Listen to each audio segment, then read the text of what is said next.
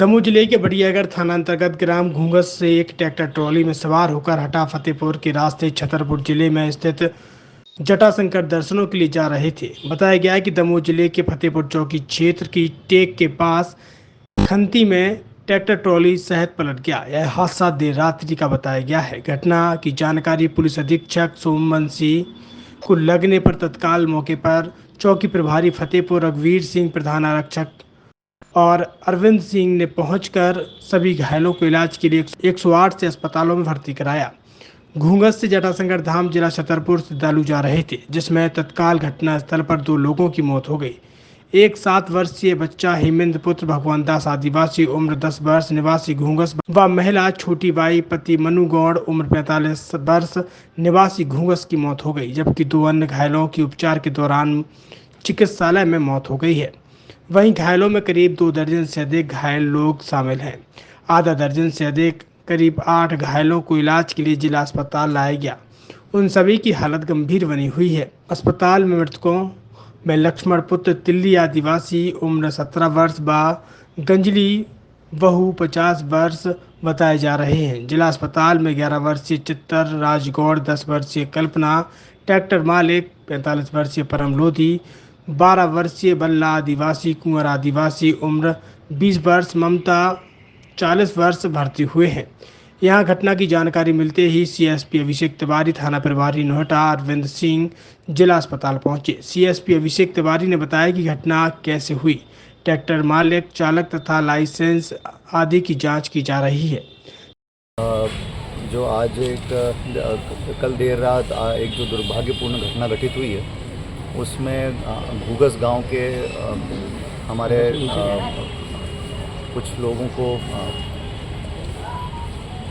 दुर्घटना के कारण जो है असमय मौत का सामना करना पड़ा है।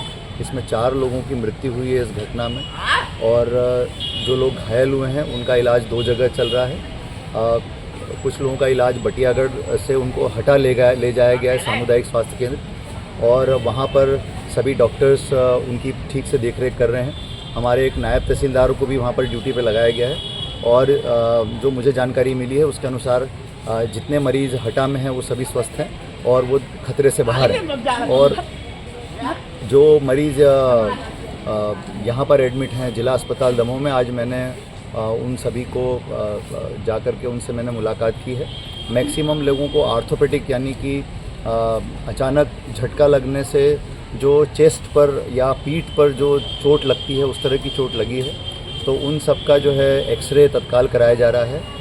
जिनको ज़्यादा चोट लगी है उनको सिटी स्कैन कराया जा रहा है। ऐसे एक मरीज़ हैं जिनका सिटी स्कैन अभी कराया जाएगा और आवश्यकता पड़ने पर सोनोग्राफी कराई जा रही है। फ़िलहाल सभी खतरे से बाहर हैं। एक व्यक्ति स्टेबल हैं। हम लोग लगातार इस पर निगरानी रखे हुए हैं। हमारे एसडीएम, हमारे तहसीलदार भी यहीं हैं जो पथरिया के हैं। एक नायब तहसीलदार को हमने यहाँ पर डिप्यूट किया हुआ है इन सभी लोगों की देखरेख में समन्वय के लिए। सिविल सर्जन और सभी जिला चिकित्सालय के चिकित्सकों को निर्देशित किया गया है कि इनका लगातार हमारी पूरी यूनिट ध्यान रखे, आवश्यक चेकअप कराए जाएं और इनको पर्याप्त दवाई उपचार वगैरह सब कुछ समय से मिले ताकि ये लोग सभी स्वस्थ हो सकें। चीज़ों में देखिए क्या होता है कि हमारे यहाँ एक परंपरा है कि जब कोई, जो मुझे जानकारी मिली है वो ये है कि उन्होंने बिल्कुल नया ट्रैक्टर ख़रीदा था, और नया ट्रैक्टर खरीदने के कारण ये होता है सामान्य तौर पर भारतीय परिवारों में कि वो नए वाहन को लेकर के मंदिर के दर्शन के लिए जाते हैं। तो वो उस कारण से वो दर्शन के लिए जा रहे थे जटाशंकर, जो कि छतरपुर ज़िले में।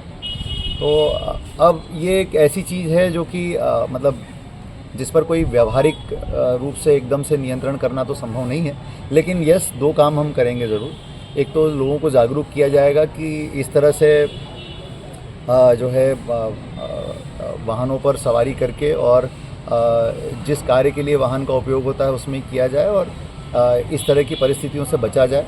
यदि वो जाते हैं इस तरह से तो उसका एक जो मापदंड है उसका पालन करने के लिए भी हम एक SOP जारी करेंगे। और साथ में यदि मान लीजिए हमारे RTO को भी मैं निर्देशित करूंगा कि लगातार इस चीज़ों का वो इंस्पेक्शन करते रहें, और यदि कोई इसमें खामी पाई जाती है तो ऐसे लोगों के खिलाफ कार्रवाई करें। पिछले 2-3 दिनों से हम लोग लगातार कार्रवाइयाँ कर भी रहे हैं। एक तो हमने ये तय किया है कि लगभग हर हफ्ते मैं और लगातार निरीक्षण करूंगा। हमारे SDM और CSP भी हर हफ्ते निरीक्षण करेंगे।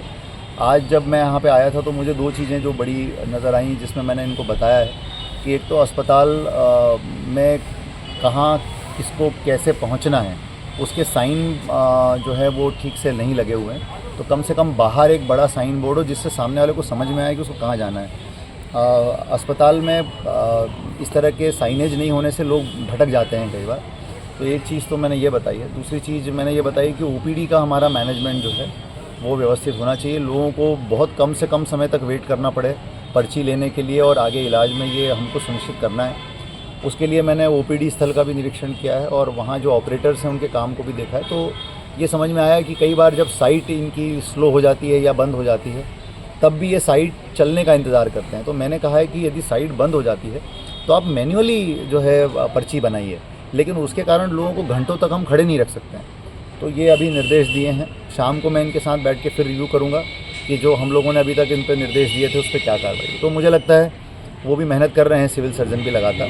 तो मुझे लगता है कि लगातार मेहनत से, लगातार मॉनिटरिंग से व्यवस्थाओं में सुधार आने की उम्मीद है।